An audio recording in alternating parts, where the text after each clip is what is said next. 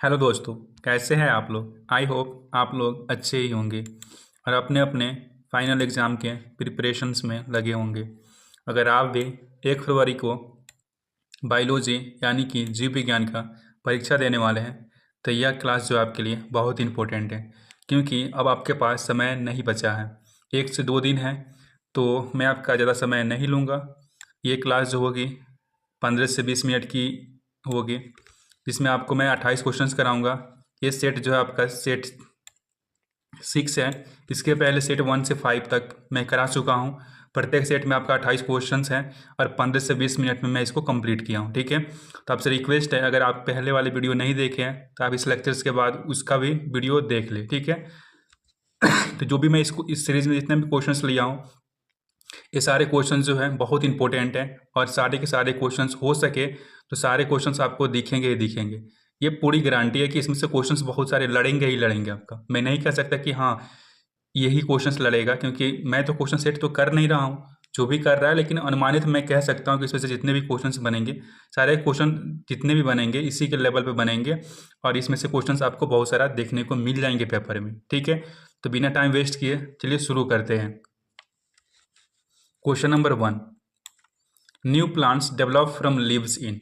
कर नए प्लांट जो है इनमें से किसकी पत्तियों से नए पौधे बनते हैं। तो आपने कितने बार पढ़ा है एनसीईआरटी के फर्स्ट चैप्टर ब्रायोफाइलम। क्या होता है, ब्रायोफाइलम्स के पत्तियों से क्या करते हैं हम, नया प्लांट बना सकते हैं। ठीक है, उसमें उसमें बनती है बर्ड्स। क्या बनती है, उसमें बर्ड्स बनती है। और बर्ड्स जो होती है टूट के गिर जाती है, लीव्स की बर्ड्स जो होती है टूट के गिर जाती है, नया पौधा बन जाता है। Question number 2, skin colour of man is control by. कर मनुष्य की त्वचा का रंग निम्नलिखित में से किसके द्वारा नियंत्रित होता है। तो ये मनुष्य का जो जो मनुष्य का जो रंग है किसके थ्रू होता है। तो ये आपका होता है कंट्रोल बाय मल्टीपल जीन। किससे कंट्रोल होता है, मल्टीपल जीन से कंट्रोल होता है। तो मल्टीपल जीन कौन सा हो जाएगा, तो आपका हो जाएगा 6 पेयर ऑफ पॉलीजेंस। क्या हो जाएंगे, 6 पेयर ऑफ पॉलीजेंस क्या हो जाएंगे, मल्टीपल जीन का एग्जाम्पल हो जाएंगे। ठीक है, तो जब भी क्वेश्चन पूछे कि skin colour of man is control by, तो किससे कंट्रोल होता है, मल्टीपल जीन से कंट्रोल होता है। किससे कंट्रोल होता है, मल्टीपल जीन से कंट्रोल होता है। क्वेश्चन नंबर 3, क्वेश्चन नंबर 3 में क्या आ रहा है कि ये इकोसिस्टम्स इज। कर इकोसिस्टम्स क्या होते हैं, क्लोज सिस्टम होते हैं, ऑलवेज क्लोज होते हैं, नहीं ऑलवेज क्लोज तो नहीं होता, ऑलवेज ओपन ये भी नहीं होते, हमेशा ओपन नहीं होते हैं।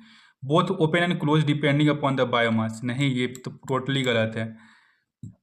Both open and close depending upon the community, कर कम्युनिटी के आधार पे ये ओपन और क्लोज हो सकते हैं। ठीक है, तो ecosystems is a ecosystems both open and close depending upon the community. ठीक है, तो हमारा ऑप्शन क्या हो जाएगा, D. Question number 4, fingerlings are larvae. आपसे क्वेश्चन नहीं पूछा जाएगा। ठीक है, लेकिन आपके जानकारी के लिए भी बता दूं कि फिंगर लिंक्स जो होता है किसका लार्वा होता है, फिशेस का, यानी कि मछली का। क्वेश्चन नंबर 5, एक क्वेश्चन आने की चांस है कि the nutritions inner wall of the microsporangiums is called. तो जो न्यूट्रिशंस जो इनर वाल जो होता है इसको हम कहते हैं टेपिटम। क्या कहते हैं इसको हम, टेपिटम कहते हैं। क्या कहते हैं इसको हम, टेपिटम कहते हैं। ये क्या प्रोवाइड करता है, क्या करता है, नोरिशमेंट प्रोवाइड करता है किसको, माइक्रोस्पोरेंजियम को। ठीक है, यानी पोलन ग्रेन्स को।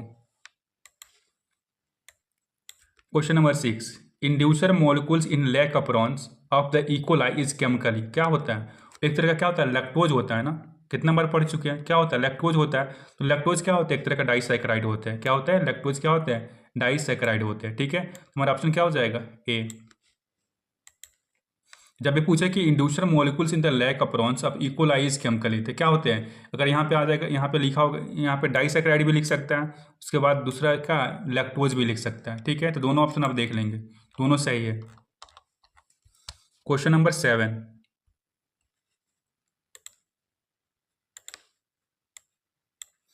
The in a natural ecosystems decompositions take place by. तो नेचुरल इकोसिस्टम्स में डिकम्पोजिशन जो होता है किसके थ्रू होता है। तो आप जानते ही हैं कि ये जो बैक्टीरिया एंड फंजाई जो होते हैं इन्हीं को तो बोला जाता है डिकम्पोजर, ठीक है। और क्या कराते हैं, इकोसिस्टम्स में डिकम्पोजिशन कराते रहते हैं। क्वेश्चन नंबर 8, पीसीआर तकनीक का उपयोग किसका पता लगाने में किया जाता है? PCR technique is a routinely use in detect. तो पीसीआर का यूज हम जो करते हैं ये एचआईवी को पता लगाने के लिए, किसको? एचआईवी का पता लगाने के लिए। किसका पता लगाने के लिए? एचआईवी का पता लगाने के लिए। Question number 9, anatropous ovules. करें एनाट्रोपस, एना का मतलब ही होता है उल्टा, ठीक है। तो क्या हो जाएंगे? इन्वर्टेड। कैसा होता है ये? इन्वर्टेड, उल्टा होता है। कैसा होता है? एनाट्रोपस ओव्यूल जो होता है इन्वर्टेड होता है। अब कह रहा है कि किसी का ब्लड ग्रुप जो है बी है और किसी का ब्लड ग्रुप जो है ओ है, ठीक है। मतलब कि ये माता का ब्लड ग्रुप जो है बी है और पिता का ब्लड ग्रुप क्या है? ओ है। तो बच्चे का संभावित ब्लड ग्रुप क्या होगा? यानी जो भी इनके बच्चे बनेंगे उनका ब्लड ग्रुप क्या होगा? तो ये चीज़ आपको मालूम होना चाहिए कि इनकी ब्लड ग्रुप जो होंगी सेम ही होंगी। क्या होंगे? बी एंड ओ ही हो सकता है। इसके अलावा और कोई ब्लड ग्रुप नहीं आ सकता। अगर ए बी ब्लड ग्रुप होता तो सोचा जाता है, ठीक है। Question number 11, the amount of energy transfer from one tropical level to next is. करें ऊर्जा की वह मात्रा जो एक पोषी स्तर से अगले पोषी स्तर तक प्रभावित होता है। तो हम पढ़े हैं ना कितना बार, क्या? 10% law.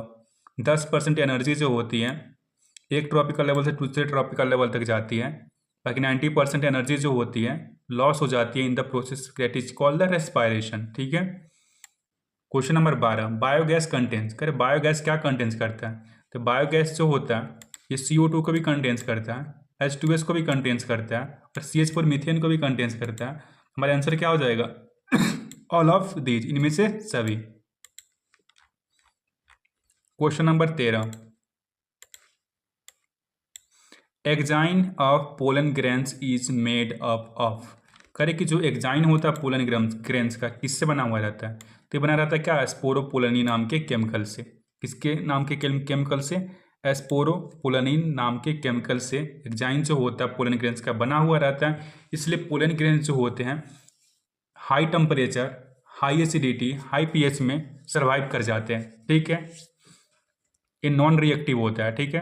Question number 14, how many structural gene are present in lac operon of E coli.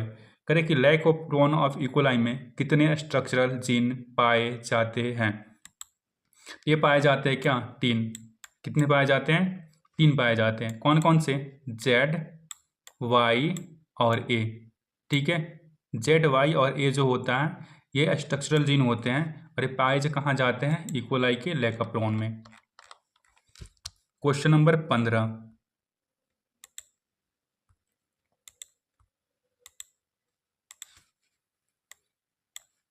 10% law for energy transfer in a food chain is given by. करें आहार श्रृंखला में 10% ऊर्जा ट्रांसफर का नियम किसने दिया? तो ये जो 10% जो एनर्जी जो ट्रांसफर हो रहा था इसका नियम जो है सबसे पहले दिया था लिंडमान ने। किसने दिया था? लिंडमान ने, ठीक है। क्वेश्चन नंबर 16, क्वेश्चन नंबर 16 में क्या कह रहा है कि which one of the following is not use in the organic farming. इनमें से कौन कार्बनिक खेती में उपयोग नहीं किया जाता? तो कार्बनिक खेती में कौन किसको उपयोग नहीं किया जाता? तो कार्बनिक खेती में जो है ये जो होता है स्नेल, ये जो स्नेल होता है ना, स्नेल को हम उपयोग नहीं करते। किसका उपयोग नहीं करते?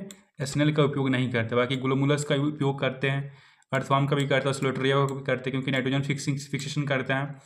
और अर्थवार्म जो होता है केचुआ जानते हैं ना, जो लीच का सुने होंगे ना, ठीक है। सबका यूज करते हैं, स्नेल का यूज नहीं करते हैं। Question number 17, Sertoli cells are found in. Sertoli cells कहाँ पाया जाता है? सबसे पहले आपको सही से सर्टोली सेल आपको दिखे कहाँ पाए जाएंगे? मेल में। कहाँ पाए जाएंगे? मेल के टेस्टिस में। मेल के टेस्टिस में। और मेल के टेस्टिस में क्या होता है? Seminiferous tubules. क्या होता है? Seminiferous tubules. और सेमनीफेरस टिब्यूल्स के अंदर होते हैं मेल जर्म सेल और क्या? सर्टोली सेल्स, ठीक है। तो हमारा ऑप्शन क्या हो जाएगा? B. Question number 18, during fertilization, किसके समय में? फर्टिलाइजेशन के समय में स्पर्म जो होता है contact with the which part of the ovum. कर ये स्पर्म जो है कौन सी पार्ट्स, ओवम के कौन से पार्ट से कांटेक्ट करता है? तो ये जो है ओवम के जिस पार्ट से कांटेक्ट करता है उसको हम कहते हैं जोना पेलिसूडा। क्या कहते हैं? जोना पेलिसूडा का लेयर कहते हैं, ठीक है। तो जैसे ही कांटेक्ट करता है और जैसे ही फर्टिलाइजेशन होता है उसके बाद जोना पेलिसूडा लेयर जो होता है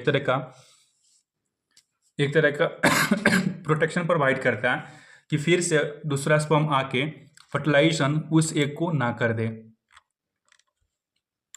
question number 19, lactational amenorrhoea is, lactational amenorrhoea क्या है? तो लैक्टेशनल अमोनेरिया जो होता है एक तरह का नेचुरल प्रोसेस होता है किसका? कंट्रासेप्शन का। क्या चीज़ का? कंट्रासेप्शन का। तो करे कि जैसे ही डिलीवरी हो जाती है तो डिलीवरी के बाद में 6 मंथ तक जितना लैक्टेशन होते रहता है तो उस समय जो होता है फीमेल का जो मेंस्ट्रुअल साइकिल चलता है, जो पीरियड चलता है वो बंद हो जाता है, ठीक है, 6 मंथ तक। इसको हम कहते हैं क्या? नेचुरल प्रोसेस ऑफ कंट्रासेप्टिव, मतलब कि नेचुरल प्रोसेस है। हमने इसमें क्या कोई कंट्रासेप्शन का मेथड यूज नहीं किया। इन सेक्स एजुकेशन नेसेसरी, कर etch sex education necessary in the school, क्या सेक्स एजुकेशन जो है विद्यालय में आवश्यक है? हाँ, ये तो आवश्यक ही है, जरूरी है ना, ये बहुत जरूरी है, ठीक है। Question number 21, which one is contraceptive pills, इनमें से कौन गर्भ निरोधक गोली है? तो गर्भ निरोधक गोली कौन सा है? कंट्रासेप्टिव कौन सा पिल है? तो आपका होता है सहेली। सहेली जानते हैं ना, सहेली। इसको हम वंस अ वीक पिल भी कहते हैं, यानी कि एक सप्ताह में एक बार इस गोली को हम लेते हैं।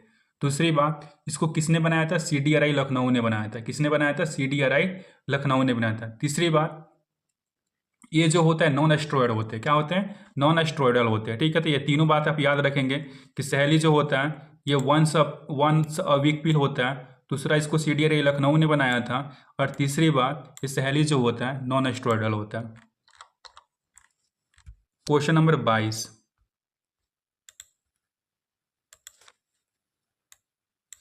which hormones are secreted by gonadotropes releasing hormones help in spermatogenesis, ठीक है। क्या करा रहा है यहाँ पे?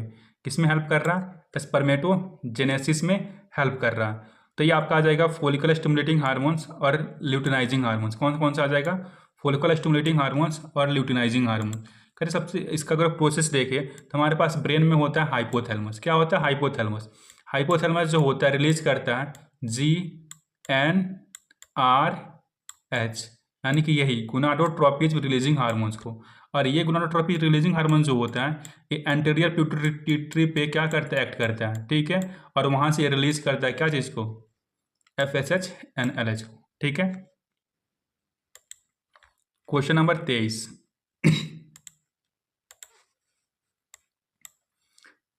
फिम्ब्रियाई आर फाउंड एट, कर फिम्ब्रियाई कहाँ पाया जाता है? फिम्ब्रियाई को जानते हैं ना, फिम्ब्री कहाँ पाया जाता है? तो फिम्ब्री जो होता है, ओवरी जानते होंगे। फिम्ब्रियाई जो होता है सबसे पहले आपको इमेजिन क्या करना है कि फिम्ब्रियाई जो होता है फीमेल के पार्ट में पाया जाता है। फीमेल के पार्ट्स में कहाँ पे होता है? जहाँ ओवरी होती है, ओवरी के पास में होता है, ठीक है। और ये फिंगर लाइक प्रोजेक्शंस बनाता है, यानी कि ये ओवरी के पास में होता है, ठीक है। तो नियर ओवरी क्या हो जाएगा आंसर इसका? नियर ओवरी, ओवरी के पास में होता है, करेक्ट है। क्वेश्चन नंबर 24, कोई भी डाउट हो तो कमेंट सेक्शन में कमेंट करिएगा, मैं उसका रिप्लाई दूंगा आपको। Correct, causative agent of dengue fever is, correct, dengue fever का कॉजेटिव एजेंट क्या होता है? यानी कि डेंगू बुखार का कारक है। तो डेंगू बुखार का कौन कारक है बताइए? तो डेंगू बुखार का जो कारक होता है ये होता है एक तरह का, कौन होता है? वायरस। क्या होता है? एक तरह का वायरस होता है। क्या होता है? एक तरह का वायरस, जो कॉज क्या कराता है? डेंगू फीवर को। Question number 25, any disease easily communicable from one person to another is called, correct, कोई भी बीमारी जो है एक व्यक्ति से दूसरे व्यक्ति में आसानी से ट्रांसफर हो जाता है उसको क्या कहते हैं? Communicable disease. क्या कहते हैं? कम्युनिकेबल डिजीज, यानी कि सकर्मक बीमारी, ठीक है। Question number 26, which among the following antibodies the nascent child obtains maximum from their mother milk? जब भी मदर मिल्क बोले तो सीधे याद क्या रखना है? IgA, इम्यूनोग्लोबिन ए जो होता है सबसे ज़्यादा होता है कोलेस्ट्रॉल के अंदर। Question number 27, thymus is present in year. Thymus किसके नज़दीक में पाया जाता है? तो थाइमस जो होता है किसके नज़दीक में पाया जाता है? तो थाइमस जो होता है ये हार्ट, दिल के नज़दीक में पाया जाता है। ठीक है।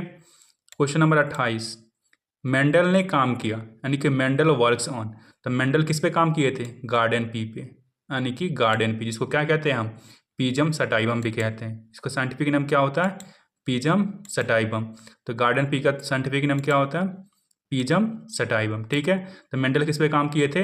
पीजम सटाइवम पे, याद रखेंगे। ठीक है। तो हमारा सेट 5 भी कंप्लीट हो, सेट 6 भी हमारा कंप्लीट होता है। इसके बाद हम सेट 7 करेंगे। ठीक है। तो आपसे रिक्वेस्ट है कि जाते जाते लाइक एंड सब्सक्राइब कर देना। ठीक है। Thank you. अगले सेट में आपसे फिर मिलता हूँ।